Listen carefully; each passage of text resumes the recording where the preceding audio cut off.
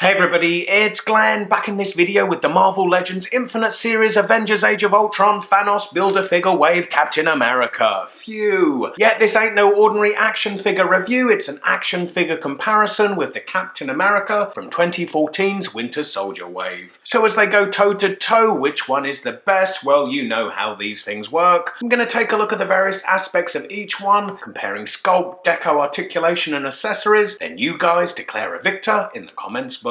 But now I have them side by side like this, and in terms of comparison I'm realizing this is kinda gonna be splitting hairs. It wasn't until I opened this newer cap that I realized they are mostly exactly the same, with distinction between the two mostly being accounted for in the decos, with Cap from the Winter Soldier on the left of the screen being much more muted, certainly more understated in terms of the uniform flying the flag for the red, white and blue. Age of Ultron Cap is certainly more reflective of a classic comic book costume, bright red, white and blue. But perhaps too much so. Even the brown leather straps, gloves and boots have a more saturated tone, making it less naturalistic than the Winter Soldier cap. And while the deco on each is very flat with pretty much no shading, I feel the brighter colours of the Age of Ultron cap make for a cheaper, more plastic look. For me, the more muted colours of the Winter Soldier cap transcend the plastic it is made of that bit more. Taking a closer up look at some of the differences in the details of the deco, with Winter Soldier cap's shield logo on the shoulder changing to an A for Avengers on the Avengers Age of Ultron cap, then on the opposite shoulder reflecting the more military aspect of the Winter Soldier cap costume, it has the American flag and Cap's last name, Rogers, whereas Age of Ultron cap's opposing shoulder simply repeats the same A logo. Beyond the difference in decos, the only difference in the sculpt are the torsos, with the Age of Ultron cap receiving a new one, then all other parts are reused from the previous Winter Soldier cap. As are the accessories, most notable of which is its cap, it's his shield, and the Captain America from the Target exclusive set which I recently reviewed is getting shield envy, as his was notably smaller than those of these two guys. The reverse of both the movie cap shields have straps that the arms insert into. With their helmeted heads, I think you can almost imagine Chris Evans' likeness under there. Well, with half of his face covered, it's easy to fill in the blank with your own imagination, I suppose, but looking at the interchangeable heads, and this certainly isn't Chris Evans' likeness. Further still, seems like they didn't even take a stab at it. Not sure if this is to bypass coughing up a fee to Chris Evans to use his likeness. And much with the deco of the uniforms, the difference between the skin tones of each of these heads is also quite marked. Then in addition to the interchangeable head, they both come with interchangeable hands, so the right hand can be swapped out for this flat palm hand. Good for delivering a karate chop, or for saluting, high-fiving up above,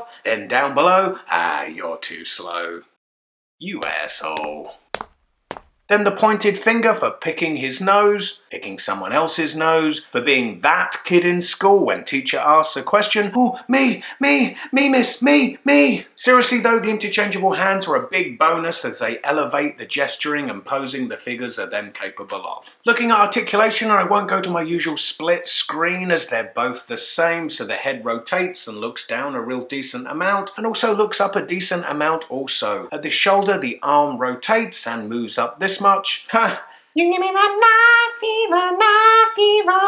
There's upper arm rotation, a double jointed elbow and wrist rotation. Now this pointed finger hand is hinged at the top and bottom to move up and down, whereas the other hands are hinged on the inside and outside, moving in and out. It has an ab crunch which moves this far forward, not very much and not too far back. Actually, Winter Soldier cap does have a different torso, so let's see if that makes any difference articulation wise. Oh yes, it does. Moves much more forward, but then only moves about the same amount back. There's rotation at the waist, then at the hips the legs don't really move out too far to the side, but they move a decent amount forward and don't really move too far back. There's upper leg rotation, then a double jointed knee, rotation at the top of the boot, and then at the ankle it's hinged, moving backwards and forwards, and has a real decent ankle rocker pivot. Yet as the articulation at the hips is somewhat lacking, he's not able to take full advantage of that ankle pivot. So it's now time to split that hair and let me know which one you think is best. Me personally, I'm going with the Winter Soldier cap. So Age of Ultron cap, you better hide those crying eyes. Winter Soldier cap is of no higher quality, yet its more muted colours make it seem so, with the way they lend the figure a more air of reality. For me, Winter Soldier is also superior film to Age of Ultron, so that plays a factor, as after all I'm collecting these an extension of the comic book culture I love. But perhaps for some of you the silver lining of the Age of Ultron cap is that with his brighter red, white and blue colours, it's more reflective of Captain America in concept, and then also the action figures you might want to display either one alongside also plays a factor.